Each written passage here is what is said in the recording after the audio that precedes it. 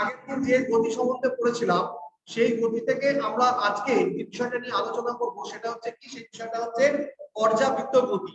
পর্যাবৃত্ত গতির যে আলোচনা, সেই গতিতে আমরা দেখছি আগেকার যুগে যে পেন্ডুলাম ছিল, সেই পেন্ডুলাম ঘড়িটা এই এই এই রকম ভাবে এই গতির একটা প্রতিষ্ঠিত উদাহরণ।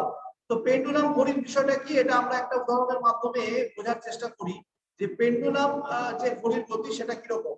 অর্থাৎ আগেকার যুগে যে ঘড়ি আমরা ব্যবহার করতাম সেই ঘড়ি যদি আমরা দেখি তাহলে আমরা দেখতে পাবো যে আগেকার যুগের ঘড়িগুলো কিরকম ছিল। তো আগেকার যুগের ঘড়ি আমরা এখন যে ঘড়িটা দেখছি সেই ঘড়ির মধ্যে কিন্তু আগেকার যুগের ঘড়ি ছিল না। তাহলে আগেকার যুগে একটা বড় বক্সের মধ্যে ঘড়ি থাকতো, তার নিচে একটা লম্বা বলওয়ালা কাটা থাকতো, সেইখান থেকে কিন্তু আমরা দেখতে পেতাম যে এই ঘড়িগুলোকে আমরা দেখতে পেতাম। ঠিক আছে, আমি তোমাদের কতগুলো পিকচারের মাধ্যমে এটাকে প্রথমে বোঝাবো, তারপর এটা ভিডিওর মাধ্যমে এক্সপ্লেনেশন করব। প্রথমে আমি এই পিকচারটা তোমাদেরকে দেখানোর চেষ্টা করছি। যে দেখো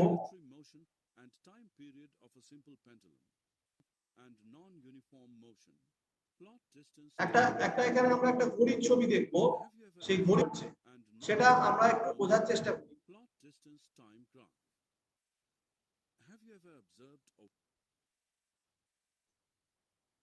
Okay, there is some network issue. Let it be solved. ওকে, তো দেখো আমরা যেটা দেখাচ্ছিলাম, আবার আমি দেখাচ্ছি, তোমরা নিজেদের হাতটাকে নামিয়ে নাও। এই দেখো একটা ঘড়ির ছবি। এই যে ঘড়ির ছবি, এটা হচ্ছে এখনকার যুগের যে ঘড়ি আমরা যেটা ব্যাটারি চালিত ঘড়ি বা আমরা বলি যে ইলেকট্রনিক্স ঘড়ি, তার একটা উদাহরণ। কিন্তু এবার আমরা যদি দেখি যে আরেক ধরনের ঘড়ি, সেই ঘড়িটা হচ্ছে পেন্ডুলাম বা সিম্পল পেন্ডুলামের একটা উদাহরণ। সিম্পল পেন্ডুলামের যে ঘড়িগুলো, সেই ঘড়িগুলো হচ্ছে অনেকটা এরকম দেখতে। অর্থাৎ দেখো নিচে একটা এরকম ভাবে ঘন্টা ঘুরছে, এই ঘন্টাটা এরকম ভাবে ঘুরছে, একটা নির্দিষ্ট পথ অতিক্রম করছে। এটা হচ্ছে পেন্ডুলাম। এই জিনিসটাকে বলা হচ্ছে দেখো পেন্ডুলাম,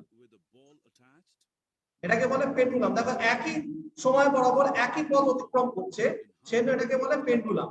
যে একই দেখো একই পথ অতিক্রম করছে, বারবার একদিকে যাচ্ছে, অর্থাৎ এ থেকে বি আবার বি থেকে এ থেকে বি আবার বি থেকে, এইটা যেতে যে সময়টা লাগছে সেটা হচ্ছে যেটা পর্যাবৃত্ত গতি বলা হয়, তাকে বলা হয় পর্যাবৃত্ত গতি। ঠিক আছে, আর এটাকে বলা হয় টাইম পিরিয়ড বা পর্যায়কাল, টাইম পিরিয়ড বা পর্যায়কাল। ঠিক আছে, এবার এই যে পর্যায়কাল আমরা দেখছি, তাহলে এবার আমরা একটু ডিটেইলসে জানতে হবে যে এই যে লম্বা জিনিসটা যেটা ঘুরছে এটাকে বলে স্ট্রিং, এটাকে বলে স্ট্রিং বা সুতো। এগুলো সুতো না, এগুলো স্ট্রিং। আর নিচে যে মেটালিক বলটা থাকে, সেই মেটালিক বলটাকে কি বলা হয়? বব। মেটালিক বলটাকে বলা হচ্ছে বব। তো এইবার আমরা এটা ডিটেইলসে পড়বো যে এই বিষয়টা কিভাবে হচ্ছে।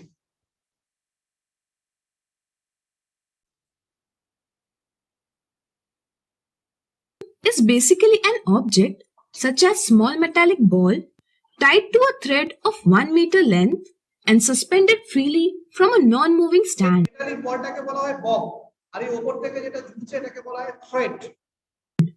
The metallic ball is called bob of the pendulum. When the bob is taken to one side and released, it starts moving to and fro. During motion, there are two positions where the bob stops and change its direction. These positions are called extreme positions of the pendulum. Let's denote them by A and B. There is a moderate position between the two extreme positions. It is called the mean position of the pendulum. Let's denote it by O. When the bob is at rest, it is at its mean position, that is O. The motion of bob, that is the motion of simple pendulum, repeats itself. এইখানটা একটা জিনিস খুব ভালো করে মাথায় রাখবে যে B থেকে এ পজিশন আবার এ থেকে বি পজিশন, এই পুরোটাকে বলা হয় পূর্ণ দোলন কাল বা ওয়ান অসিলেশন বা সিঙ্গেল অসিলেশন। যদি বি থেকে এ চলে যায় তাহলে এটা হচ্ছে হাফ অসিলেশন, অর্থাৎ অসম্পূর্ণ দোলন কাল বা অর্ধেক দোলন হচ্ছে, অর্ধেক দোলন। তাহলে পুরো দোলনের কন্ডিশনটা কি, যে বি থেকে এতে যাবে আবার এ থেকে বিতে আসবে, এই পজিশনটা বলা হচ্ছে, এটা সম্পূর্ণ করতে যে সময় লাগে তাকে বলা হয় টাইম পিরিয়ড, যাকে আমরা টি বলি বা পর্যায়কাল বলি। আর এই যে এখান থেকে এটা বি থেকে এ পর্যন্ত আর এ থেকে বি পর্যন্ত, এই পথটা যখন অতিক্রম করে এই B to A and A to B, তখন তাকে আমরা বলি যে একটা অসিলেশন কমপ্লিট হয়েছে বা একটা দোলন সম্পন্ন হয়েছে। অর্থাৎ একই সময়ে একই পথ বারবার অতিক্রম করাকে বলা হয় পর্যাবৃত্ত গতি। কি বলা হয়? পর্যাবৃত্ত গতি। After certain time. Such motion is said to be periodic or oscillatory motion. তাহলে এটাকে বলা হচ্ছে দেখো অসিলেটরি মোশন, দোলন গতি অথবা পর্যাবৃত্ত গতি। যেটা তোমাদের বইতে লেখা আছে দোলন গতি অথবা পর্যাবৃত্ত গতি, তাই ঘূর্ণন গতি এটা হতে পারে না। পেন্ডুলামের যেটা হবে সেটা সবসময় পর্যাবৃত্ত গতি অথবা দোলন গতি হবে। Bob completes one oscillation when it moves from mean position, goes to one of the extreme position, and then to the other extreme position, and returns to the mean position again. The time taken by the bob to complete one oscillation is called the time period of the pendulum. এই time পিরিয়ডটাকে বলা হয় T, capital T, time taken by the bob. Bob মানে এই যে লম্বা metallic বল, এটাকে বলে বব। লম্বা মেটালিক বলটাকে বলে বব। এইটা আমি তোমাদের যে বইটা পাঠিয়েছি সিবিএসসি, তাতে 182 পাতা। সিবিএসসি যে আমি পিডিএফটা পাঠিয়েছি তাতে 182 পাতায় দেখবে এটা সুন্দরভাবে লেখা আছে, the time taken by the bob to complete one oscillation is called the time period of the pendulum. We measure the time period by measuring the time required to complete an oscillation from the extreme position. It is difficult to measure the time period in one go. Here is a method to measure the time period of the pendulum. Mark the mean position of the bob on the floor. Switch off the fans. Take a clock to measure time, preferably a stopwatch. Keeping the string taut, bring the bob to one side. Now release the bob and at the same time start the stopwatch. Go on counting the oscillations. Stop the stopwatch as soon as the pendulum completes the 20th oscillation. Make a table and enter the time taken to complete 20 oscillations. Take few readings performing similar activity and note down all the readings. For each reading, calculate the time period of the pendulum by dividing time by number of oscillations, that is 20. Is the time period nearly same in all cases? Yes, you will find that the time period is same in all the cases. A simple pendulum repeats its motion after fixed time period. We can take it as reference সময়ের অন্তর এ তার গতিটাকে কি করে repeat করে to measure time. In fact, we can use any periodic motion to measure time. Clock that we use to measure time is also based on periodic motion of its hands. Here we complete this topic. Thanks for watching this video. তাহলে আমরা এটা আশা করছি সবাই বুঝতে পেরেছি। এবার এখান থেকে একটা খুব গুরুত্বপূর্ণ সুন্দর একটা প্রশ্ন, যে কি তোমরা কে উত্তর দিতে পারো, সেটা হচ্ছে যে আচ্ছা বলো তো এই যে পেন্ডুলামের ঘড়ি, এটা শীতকালে ফাস্ট হবে নাকি গরমকালে ফাস্ট যাবে? কে উত্তর দিতে পারবে? কে উত্তর দিতে পারবে? শীতকালে ফাস্ট যাবে না গরমকালে ফাস্ট যাবে? সিনা বেগম বলো। স্যার শীতকালে যাবে। কেন? ওয়াই? উত্তর দিতে হবে, কেন বলতে হবে। সাবনুর সুলতানা বলো। সাবনুর। স্যার শীতকালে বেশি ফাস্ট হবে। কেন? ওয়াই? স্যার কারণ গ্রীষ্মকালে সূর্যের আলো তীব্রভাবে আপতিত হয়, পেন্ডুলামটির দৈর্ঘ্য বেড়ে যায় এবং সেটি ধীরে চলাচল করে, কিন্তু শীতকালে সূর্যের আলো তীব্রভাবে আপতিত না হওয়ায় সেটির দৈর্ঘ্য কমে এবং খুব দ্রুত গতিতে চলাচল করে। ওকে, শাহরিয়ার হাত তুলেছিলে, বলো শাহরিয়ার। স্যার আমি একটুখানি ক্লাস থেকে লিভ হচ্ছে, আমি করোনার টেস্ট করাতে যাব। বলো, বুঝতে পারলাম না। স্যার আমি করোনার টেস্ট করাতে যাব, তার জন্য ক্লাস থেকে একটুখানি লিভ হব। আচ্ছা ঠিক আছে, ওকে। তাহলে আমি এবার এখানটাতে দেখো তোমাদেরকে দেখাচ্ছি যে বিষয়টা কি হচ্ছে। তোমরা সঠিক উত্তর দিয়েছো। দেখো দুটো ফর্মুলা, একটা হচ্ছে ফ্রিকোয়েন্সি, এই ফ্রিকোয়েন্সি সমান সমান হচ্ছে 1/t টাইম পিরিয়ড, এটা মানে হচ্ছে টাইম পিরিয়ড। মানে হচ্ছে যে আমরা বোর্ড দেখতে পাচ্ছি। এবার আরেকটা ফর্মুলা t = 2 পাই √l/g। এই l মানে হচ্ছে দৈর্ঘ্য। তার দৈর্ঘ্য ওই যে পেন্ডুলামের যে স্ট্রিংটা ঝুলছিল সেই স্ট্রিং এর দৈর্ঘ্য। আর g মানে অভিকর্ষজ ত্বরণ, g মানে হচ্ছে অভিকর্ষজ ত্বরণ। তাহলে একেবারে ঠিক কথা বলেছো, যখন গরমকাল হচ্ছে তখন আমরা কিন্তু গরমকালে দেখছি যে তখন এই দৈর্ঘ্যটা বেড়ে যাচ্ছে। যেহেতু ধাতু, যেমন আমরা রেল লাইনে দেখি রেল লাইনে পাক রাখা হয় যাতে এইটা দৈর্ঘ্যটা বাড়লে যাতে রেল লাইনটা উঠে না চলে যায়। ঠিক একই রকম ভাবে শীতকালে দৈর্ঘ্যটা সংকুচিত হয়ে যায়। সংকুচিত হয়ে যায় তাড়াতাড়ি যায়, এ থেকে বি, বি থেকে এ থেকে বি, বি থেকে। তার মানে শীতকালে কি হয়, শীতকালে এটা হয়ে যায় ফাস্ট বা তাড়াতাড়ি যায়। তাহলে ধরুন এই ধরনের পেন্ডুলামের ঘড়ি আমরা জানলাম শীতকালে তুলনামূলকভাবে ফাস্ট যায় বা দ্রুত যায়, কিন্তু গরমকালে তুলনামূলকভাবে স্লো যায়। আচ্ছা, তাহলে এই পেন্ডুলাম সংক্রান্ত আমাদের যা যা আলোচনা সেটা আমরা বুঝতে পারলাম। আমরা কি শিখলাম? আমরা শিখলাম হচ্ছে পর্যায়কাল। তাহলে পর্যায়কাল আমরা শিখলাম টি। তার মানে পর্যায়কালে যদি আমরা ফর্মুলাটা লিখি, পর্যায়কালে যদি আমরা ফর্মুলাটা লিখি তাহলে টি = আরেকটা ফর্মুলা আমরা শিখলাম টি = 2 পাই √l/g।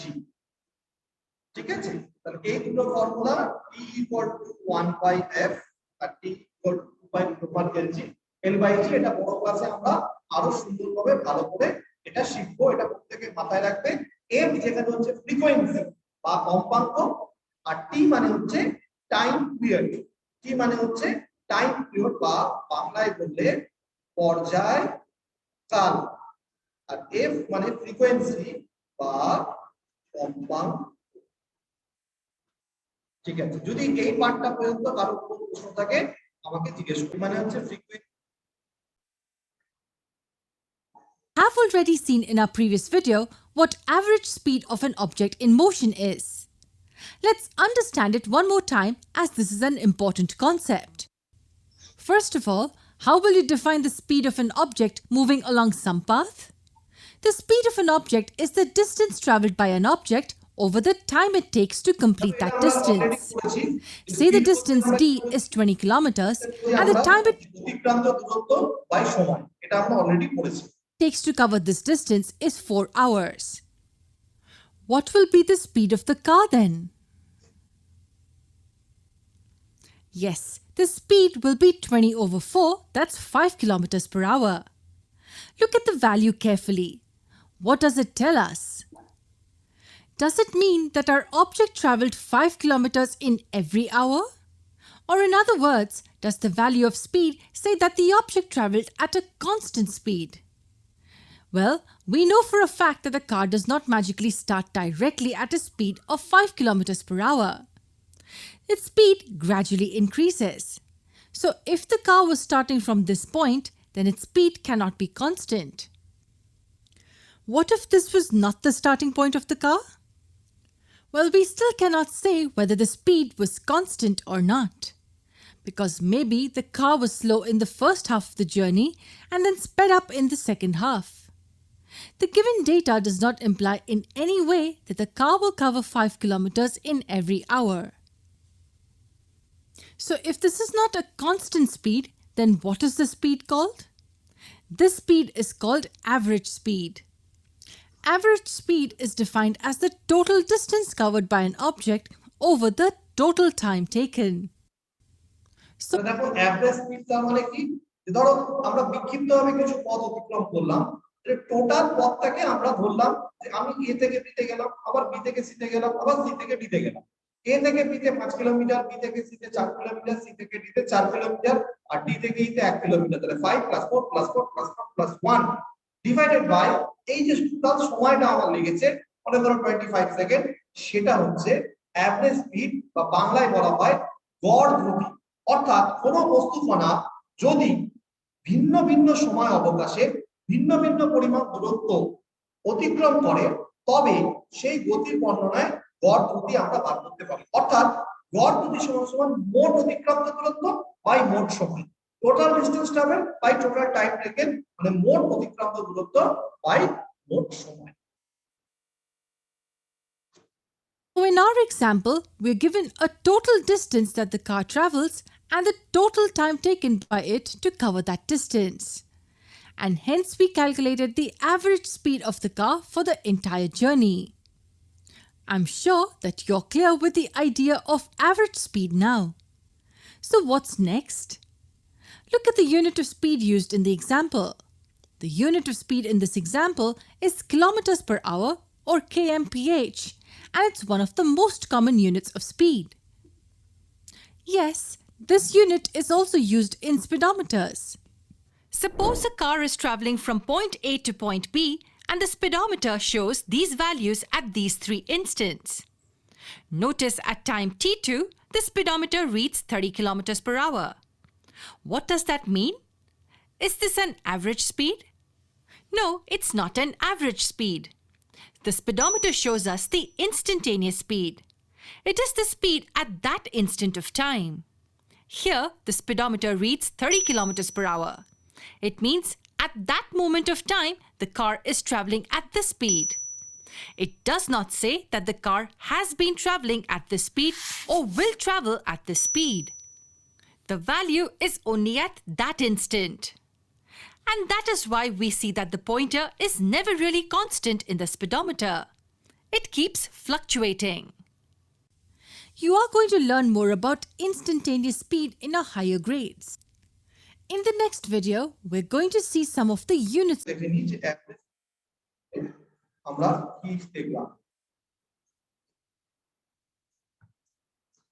তো দেখো অ্যাভারেজ স্পিড মানে হচ্ছে গড় গতি সমান সমান মোট অতিক্রান্ত দূরত্ব